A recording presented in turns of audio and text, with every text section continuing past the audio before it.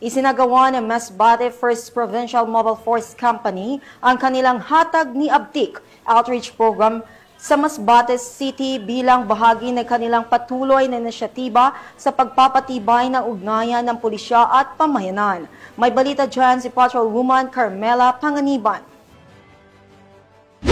Isinagawa ng mga tauhan ng Masbate First Provincial Mobile Force Company sa pangunguna ni Police Captain Eres Jan L. Salomon at sa ilalim ng pamumuno ni Police Major Renante N. Arambuyong, officer in charge ang isang outreach activity na tinaguriang Hatag ni Abtik sa Sitio Villa Lucia, Barangay Maingaran at Barangay Pawa, Masbate City.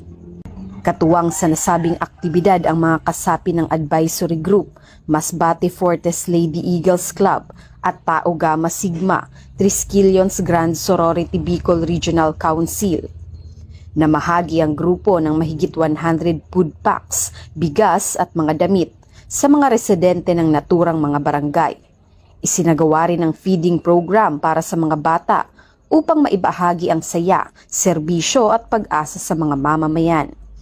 Ang programang ito ay patunay ng patuloy na dedikasyon sa paglilingkod publiko ng Masbate First PMFC at ng mga katuwang nitong organisasyon bilang pagpapakita ng malasakit, pagkakaisa at mas matibay na ugnayan sa pagitan ng pulisya at komunidad. Mula dito sa Legazpi City, Albay, ako ang inyong PNN correspondent, Patrolwoman Carmela Bianca Panganiban, alagad ng batas, tagataguyod ng Balitang Pulis.